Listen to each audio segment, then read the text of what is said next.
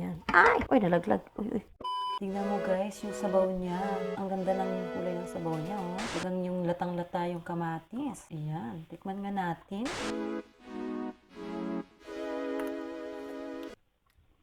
Wow! Sabaw pa lang, ulam na. Ayan. Ang sarap ng ating salmon guys, oh. Ang saba po niya guys. Oh. Super init ang ating camera. Ayan. O, diba? Ayan. Kami kakain na at ako'y nagugutom na. Ayan. Super yummy. Ayan na ang ating super yummy na ulam. Hello mga inday, mga dudong. Ito na naman ang inyong Inday Bibi.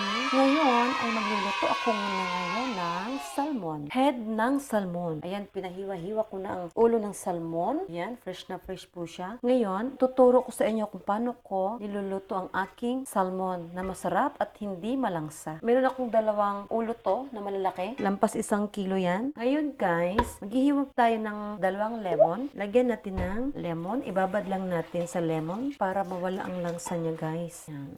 Tabi muna natin. So, yan. Ibabad natin yung ating ulo ng salmon ng mga 15 minutes sa ating lemon. 15 to 20 minutes guys. Para mawala po ang kanyang langsa. Tsaka natin siya babanlawan. Pero hinugasan ko muna siya ng mga 2 beses. Saka ko siya lalagyan nitong lemon. After ng lemon na nakababad siya ng 15 to 20 minutes ay hugasan na naman natin siya ulit. Okay? Simutin na natin yung lemon kasi sayang. Mahal ang lemon sa Pilipinas. Okay? Ayan. Ibabad natin siya para mawala ang kanyang langsa. Hayaan muna natin siya guys na mga 15 to 20 minutes. Then balikan po natin siya at ako'y magre-ready ng aking mga hiwa-hiwain ko ng aking mga pangpalasa. So ayan guys, natapos na natin ang ating 15 minutes na pagbababad sa lemon. So kailangan ko na siyang banlawan. Babanlawan natin siya ng mga 4 to 5 times na banlaw. And then nakaready na rin ako ng maraming tomato. Ayan. At saka meron na rin tayong sibuyas. Ayan, ganyang kadami. At ginger. Luya. Okay? Ayan. Nire-ready lang natin siya. At meron pa pala tayong tanglad, guys. Ayan. So, anuin ko muna to. Asikasuhin ko muna ang aking si tanglad. Ang ating lemongrass. Kailangan ko siyang hiwain at pitpitin. Okay, guys. Natapos na natin ang ating paghuhugas ng ating isda. So, ang next step natin ngayon ay yung kawali natin. Okay? Ayan. Maglalagay tayo ng maraming loya. Ayan. Pailalim natin yung ating luya na yan. At meron tayong dahon ng sibuyas. Mamaya ko na ilalagay guys yung dahon. Ito muna ang mga matitigas. Yan ang uunahin natin. At ilalagay na rin natin ang ating mga sibuyas. Yan.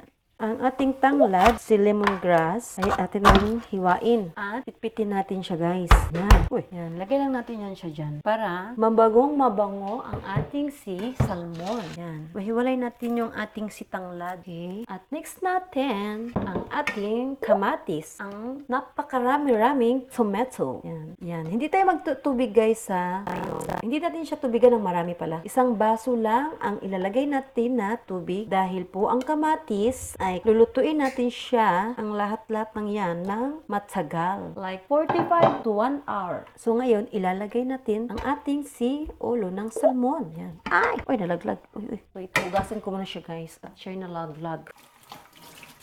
Okay. Masarap itong ulo ng salmon. Nalalagyan mo lang siya ng 1 basong tubig kasi yung kamatis, siya ang mismong nagpapalasa dyan sa sabaw at sa isda na yan. Dahil madudurog ang ating si kamatis. Yan. Ayusin lang natin konti. After that, lalagyan natin siya guys ng ganito kadaming asin. Kalahati lang to, hindi to masyadong puno ang kutsara. Kasi titimplan pa natin yan ulit mamaya after mga 40 minutes. At maglagay tayo ng kalahating kutsara ng paminta powder. And then, maglagay tayo ng tubig. 2 cup ng rice. Ito na yung ginamit ko. Patuloy natin ng 1 baso. Sa 2 ganito ang ginamit ko. Sa 2 ulo ng salmon na malalaki. Ngayon, ay isasalang na natin siya dito sa ating apoy ng 40 minutes. Pagkatapos ng 40 minutes, babalikan natin ang ating si salmon para malaman natin yung lasa niya, kung okay na ang kanyang timpla o kailangan pa natin dagdagan ng patis. So, tatakpan lang natin siya at ilalagay natin siya siya sa medium heat.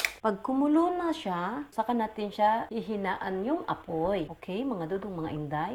So, ayan na, mga dudong, mga inday, kumukulo na po ang ating ulo ng salmon. So, kailangan na natin ilagay siya na sa pinakamahina, okay? Ayan, mahinang-mahina. Ngayon, ay lulutuin natin siya ng 40 minutes. Pag nag 40 minutes na din, titikman na natin kung okay na yung kanyang lasa or kailangan pa natin siyang dagdagan. Natapos na natin ang ating 40 minutes. Ngayon, tikman natin ang ating isda na wala na ang kanyang sabaw.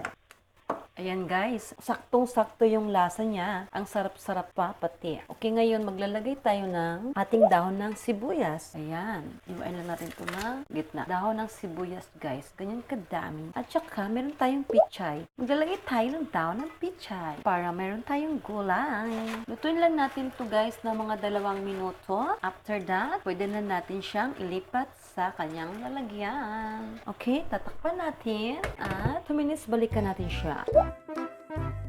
Ayan guys, ang ating salmon. Ang ating kaya ng salmon na pinasarap ni Inday.